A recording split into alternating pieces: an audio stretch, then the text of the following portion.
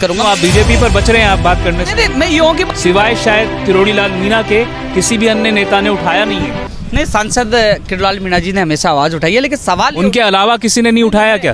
मैं एक सवाल यह है कि विपक्ष क्यों चुप है? जब ये कहा गया था कि युवाओं के लिए बजट आएगा तो विपक्ष क्यों नहीं बोल पा रही? विपक्ष को बोलना चाहिए ना, युवाओं के लिए बजट का है।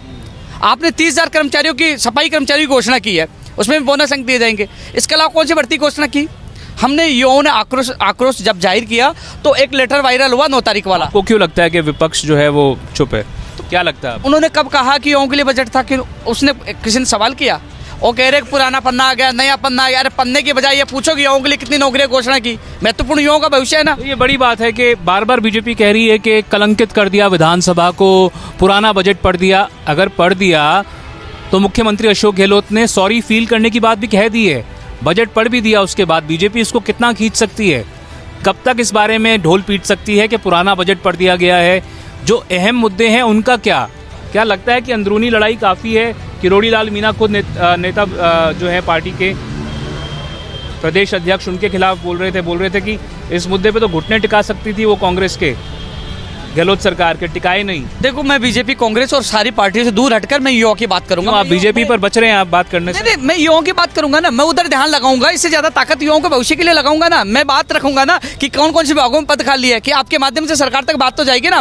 मैं इसलिए आपसे पूछ रहा हूँ उपेन ये बात, क्योंकि आप विधानसभा में अभी नहीं है। विधानसभा में बीजेपी है। बीजेपी विधानसभा में ये मुखर तौर पर बात उठा सकती है और विधानसभा की अपनी रीच होती है। अगर बीजेपी विधानसभा में इस बात को मुखर तरीके से नहीं उठा रही तो क्या लगता नहीं कि उसको इस बारे में? देवंकर जी, एक बात बताना चाहूंगा, मैं कभी बचा नहीं। 5 साल बीजेपी में संघर्ष किया, लाठियां खाई, जेल गया हूँ, सिर फूटे। 5 साल बीजेपी में विपक्ष की भूमिका कांग्रेस कुछ नहीं करी थी, और अब विपक्ष की भूमिका राजस्थान के युवा निभा रहा है। विपक्ष तो गायब है। सड़कों पे 4 साल हम ही थे सड़कों पे, चाहे उत्तर प्रदेश हो, चाहे गुजरात हो, चाहे दिल्ली हो, चाहे शहीद स्मारक हो, चाहे 22 गोदाम हो, चाहे बीकानेर हो, चाहे आरपीएस अजमेर हो, कहाँ नहीं थे हम सड़कों पे थे। लेकिन सवाल है कि जो विभाग में 2 से 3 लाख पद खाली है, चाहे वो हम कृषि विभाग की बात करेंगे तो कृषि प्रेक्षक के जो पद खाली है, पशुधन सहायक भर्ती के, पंचायत राज जैन के, राजस्थान पुलिस कांस्टेबल, SI, कनिष्ठ अनुदेशक, संगणक, स्टेनोग्राफर, LDC, RS, स्कूल व्याख्याता, second grade, third PTI, librarian, प्रयोगशाला, ECG, नृत्य सहायक प्रोग्राम में AN जैन, दंत चिकित्सक, कॉलेज शिक्षा, PTI, लाइब्रेरियन, खर्च अधिकारी, DLB में LDC, sanitary inspector, PRO, APRO, medical officer, medical विभाग में सूचना सहायक, OT टेक्नीशियन, जलदारी, पटवारी, चतुर्थ कर्मचारियों की, छात्रावास अधीक्षक जलदारी विभाग में, इसके अलावा जो संस्कृत विभाग में कंप्यूटर अनुदेशक, PTI, लाइब्रेरियन, तमाम विभाग हैं जहां पद 2 से 3 लाख पद खाली है। ये बताइए उपेन, ये आपने पद खाली होने के बारे में बताइए। चुनावी साल है राजस्थान में, आपके हिसाब से जो तमाम आप आंदोलन करते रहे हैं उसका निचोड़ क्या निकल कर आया अभी तक, और इस चुनावी साल में क्या क्या, अगर आपसे पूछे जाएं, बड़े मुद्दे हैं जिसको लेकर आपके हिसाब से युवा वोट कर सकता है?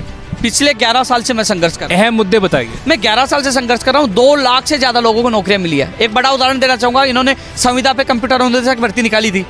लखनऊ गए, लड़े, लाठियां खाई, प्रियंका गांधी से मिले, 10,357 पदों पर निकलवाई। ये पूरा देश जानता है।